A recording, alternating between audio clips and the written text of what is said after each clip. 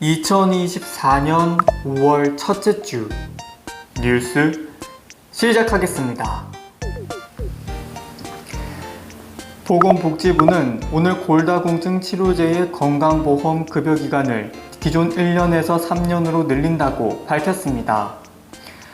지금까지 골다공증 치료제는 치료 효과가 있을 경우에만 1년간 급여를 인정했지만 앞으로는 투약과 치료 등으로 환자의 병세가 골감소증 수준으로 호전되더라도 골절 고위험군인 점을 감안해 3년까지 급여를 적용한다는 설명입니다. 복지부는 이번 급여 확대가 50대 이상, 특히 폐경기인 여성 골다공증 환자의 골절 예방과 의료비 절감 등에 도움이 될 것으로 기대했습니다.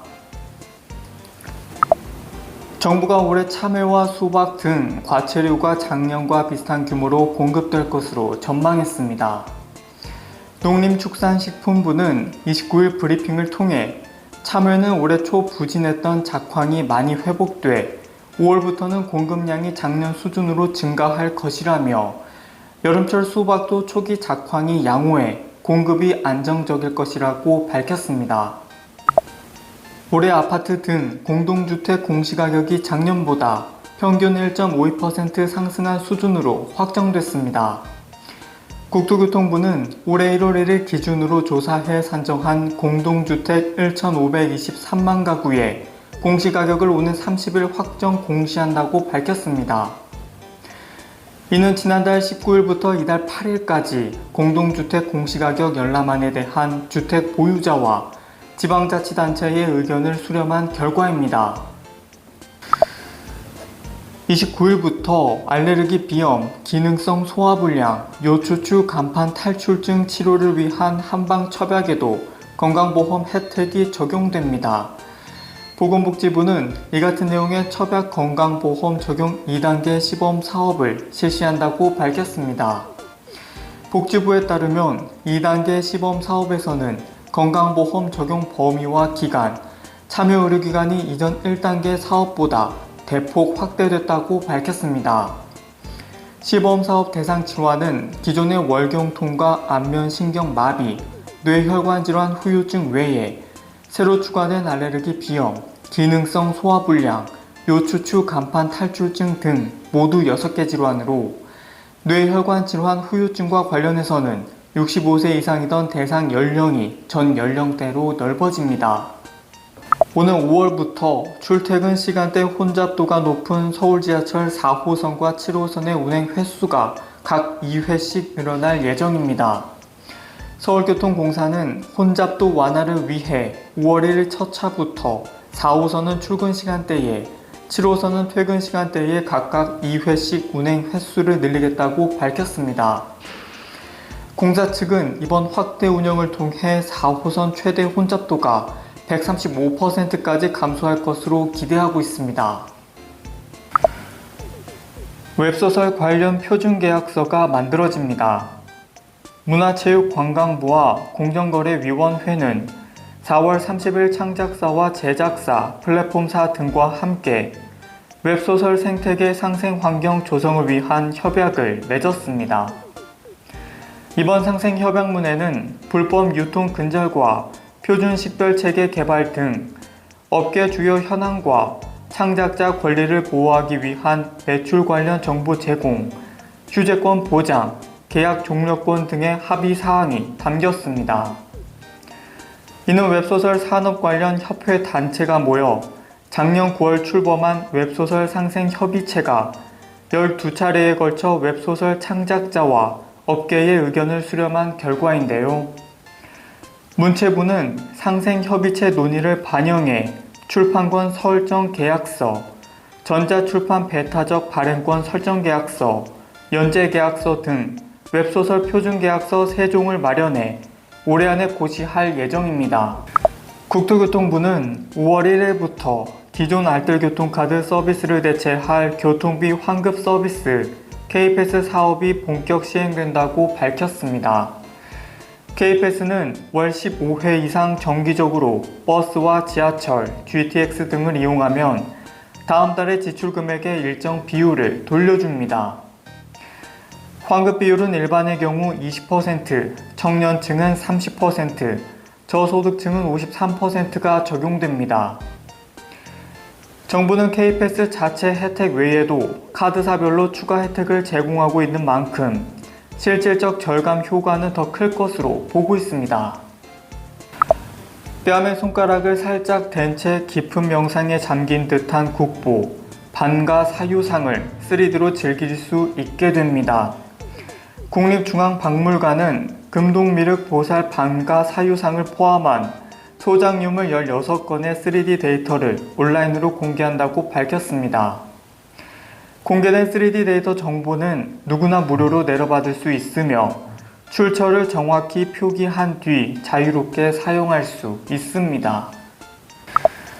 관세청은 알리익스프레스와 테무 등 중국 플랫폼에서 판매 중인 어린이 제품 252종의 성분을 분석한 결과 15%에 해당하는 38종에서 카드뮴 등의 발암물질이 검출됐다고 밝혔습니다. 품목 유형별로 보면 신발과 학용품, 장난감 등에서 프탈레이트계 가소제가 나왔고 반지와 팔찌 등 액세서리에서는 납과 카드뮴이 검출됐습니다. 관세청은 유해 물질이 검출된 물품들이 반입되지 않도록 통관 관리를 강화하는 한편 안전성 확인을 위한 성분 분석도 계속하겠다고 밝혔습니다. 요즘 맥주나 소주 중에 재료 표시를 붙인 제품들 참 많이 볼 수 있죠. 왠지 설탕을 넣지 않아서 열량도 낮을 것 같고 알코올도 없는 일종의 음료 같은 느낌을 주곤 하는데요. 그런데 사실은 그렇지가 않다고 합니다. 소비자원이 실제 제로슈거 소주와 일반 소주 각각 5종을 조사했는데 일반 소주 역시 제로 표시가 가능할 정도로 이미 당류가 낮은 것으로 나타났습니다. 열량 차이가 거의 없는 셈인데요. 제로 맥주 또한 오해가 큰 것으로 나타났습니다. 하지만 실제 소비자 10명 중 절반 이상은 그 차이를 구분하지 못하는 것으로 조사됐습니다.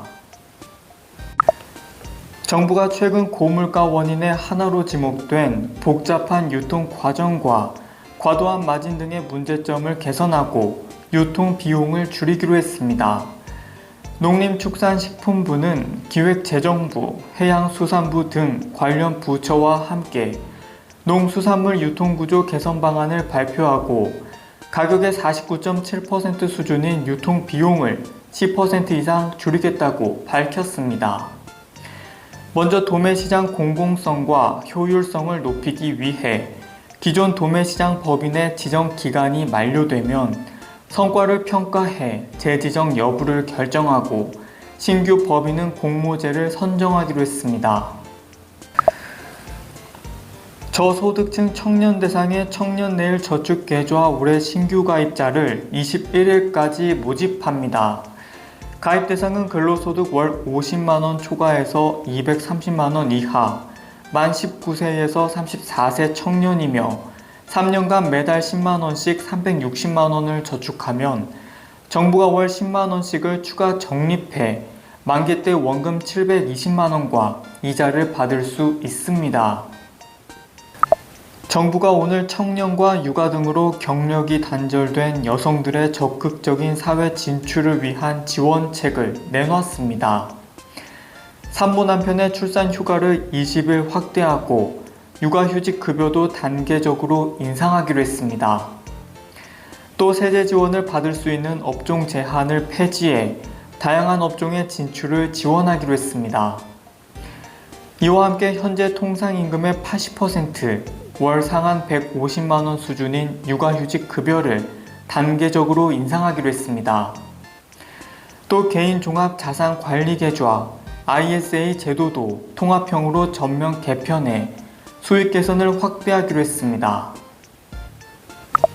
경찰청이 다음 달 30일까지 교차로 우회전 일시정지를 집중 계도 단속하기로 했습니다. 차량이 교차로에서 우회전할 때 일시정지해야 하는 개정 도로교통법이 시행된 지 1년이 지났음에도 운전자들이 우회전 관련 법규를 잘 몰라 보완이 필요하다는 게 경찰 설명입니다. 경찰은 전국 229곳에 설치된 우회전 신호등을 사고 빈발 장소를 중심으로 연말까지 400곳으로 확대할 계획입니다. 오늘 서울 27.8도, 정선은 30도를 웃돌았는데요. 토요일인 내일도 맑은 하늘에 기온이 30도 가까이 올라 덥겠습니다. 오늘 어린이날에는 전국에 비 소식이 있는데요. 비는 내일 밤 제주부터 시작해서 모레 전국으로 확대되겠습니다. 특히 밤사이 곳곳으로 시간당 10에서 20mm 안팎의 강한 비가 내리겠고 벼락과 돌풍까지 동반하겠습니다. 비가 내리기 전까지 중부지방에는 건조한 날씨가 이어질 것으로 보이는데요. 내일 아침 서울이 15도로 오늘보다 높게 시작하고 낮 기온 서울 28도, 광주와 대구 27도까지 올라 덥겠습니다. 비는 다음 주 화요일까지 이어질 전망입니다. 날씨였습니다. 한국의 대표적인 서정 시인으로 꼽히는 박목월의 미발표 유필시 166편이 원본 이미지와 낭송 음성 등이 결합한 디지털북으로 편찬됐습니다. 시인이 창작 노트에 손으로 꾹꾹 눌러 쓴 유필 원고의 필체 그대로의 작품과 시인의 육성을 바탕으로 만들어진 AI 음성 낭독을 스마트폰 등 전자기기로 간편하게 감상할 수 있다는 것이 큰 특징인데요. 낭송 음성은 박목월 시인이 생전의 녹음으로 남긴 자신의 시 9편의 낭송 음성을 AI에 학습시켜서 제작됐습니다. 수도권 지자체와 국토교통부가 33개 수도권 광역버스 노선을 조정하기로 했습니다. 퇴근 시간 명동과 강남 일대 광역버스 정류장 혼잡도를 낮추는데 기여할 것으로 기대되는데요.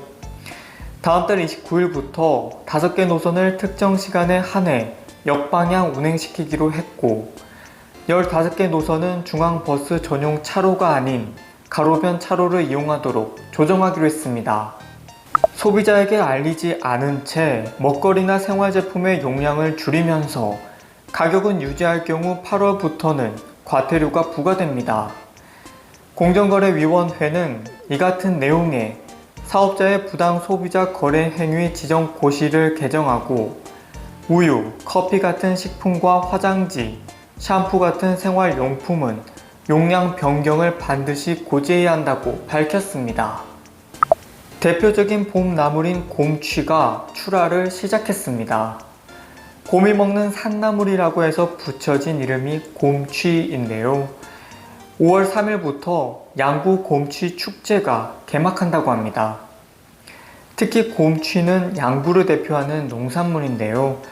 특유의 쌉쌀하고 향긋한 맛과 연한 잎으로 봄철이면 전국적인 인기를 끈다고 합니다. 곰취를 활용한 각종 음식과 놀거리, 다양한 체험을 즐길 수 있는 이번 행사에 올해에는 환경을 생각해 일회용품을 줄이고 다회용기를 사용하기로 했다는데요. 어린이날 황금 연휴 나흘 동안 축제가 계속된다고 하니 관심 있으신 분들은 참석하셔도 좋을 것 같습니다. 네, 2024년 5월 첫째 주 뉴스 마치겠습니다. 그럼 저는 다음 주에 뵙겠습니다.